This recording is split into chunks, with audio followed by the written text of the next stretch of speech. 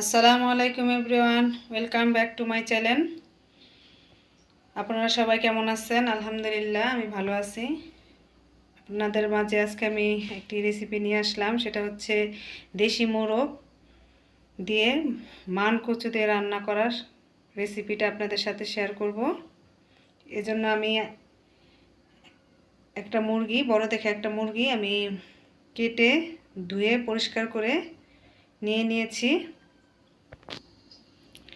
আর নিয়েছি আপনার মানকচু কেটে খণ্ড করে ধুয়ে এবং গরম পানির মধ্যে ভালো করে ভাপ দিয়ে ছেঁকে নিয়েছি।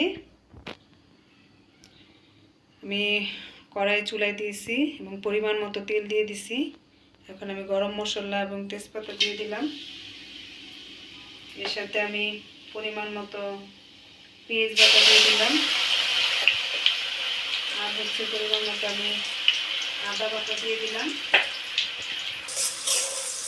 আমি এখন পেঁয়াজটাকে একটু ভালো করে একটু তেলের মধ্যে ভেজে নিব। এখন আমি পরিমাণ মতো হলুদের গুঁড়ো দিয়ে দিলাম 1 চা-চামচ ভরা, আর 1 চা-চামচ মরিচের গুঁড়ো দিয়ে দিলাম। আপনারা ঝালটা দিয়ে যেমন খান ওই পরিমাণে ঝালটা দিবেন। আমি একটু ঝালটা বেশি খাই তাই বেশি দিয়েছি। এখন দিয়ে দিব 1/2 চা-চামচ ধনিয়ার গুঁড়া, আর দিয়ে দিব 1/2 চা-চামচ জিরার গুঁড়া। এটাকে আমি তেলের মধ্যে মশলাটাকে ভালো করে কষিয়ে নিব। এর মধ্যে আমি দিয়ে দিব পরিমাণ মতো লবণ।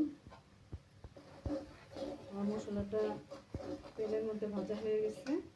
আমি এই পর্যায়ে হালকা একটু পানি অ্যাড করে দিলাম। এখন আমি যে পর্যন্ত মশলাটা তেল না ছাড়বে পর্যন্ত কষিয়ে নেব। আমার মশলাটা ভালো করে কষিয়ে নিচ্ছি। যে কোনো তরকারি রান্না করার সময় যদি ভালো করে মশলাটা এভাবে কষিয়ে নেওয়া যায় তাহলে তরকারির কালারটাও সুন্দর আসে এবং খেতেও অনেক সুস্বাদু হয়। মশলা থেকে তেলটা ছেড়ে দিচ্ছে।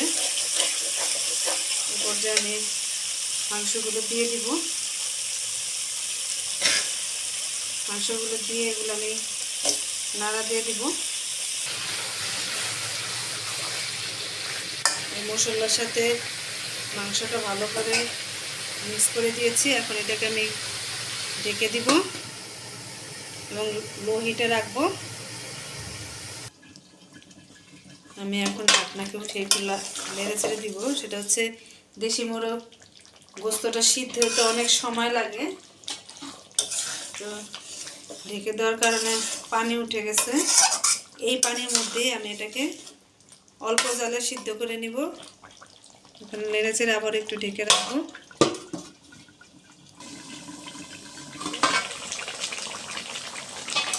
আমার মাংসটা সিদ্ধ হয়ে গেছে। এরপর যে আমি মানকচু সিদ্ধ করে রাখছিলাম ওটা দিয়ে দিলাম। দিয়ে এখন একটু নাড়াচাড়া দিয়ে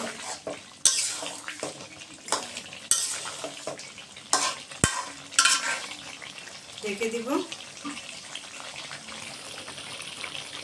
এটার মধ্যে একটু গরম পানি দিয়ে দিব। পরিমাণ মতো গরম পানি দিয়ে দিলাম।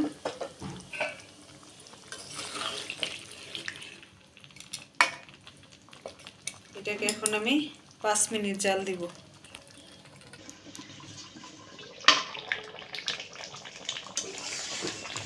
আমার তরকারিটা রান্না করা অলমোস্ট শেষ হয়ে গেছে। এখন এটা আমি চুলার থেকে নামিয়ে ফেলবো। আমার দেশি মুরগি দিয়ে মানকচু দিয়ে রান্না করা কমপ্লিট। আপনাদের সাথে শেয়ার করলাম। একবার হলো বাসায় রান্না করে খাবেন, আশা করি ইনশাল্লাহ ভালো লাগবে। তো আমার এই রেসিপিটা যদি আপনাদের ভালো লেগে থাকে একটা লাইক দিয়ে দিবেন আর শেয়ার দিয়ে অন্যকে দেখার সুযোগ করে দিবেন। আজকের মতো এখানেই বিদায় নিলাম। ভালো থাকবেন, আমার পাশে থাকবেন। আল্লাহ হাফেজ।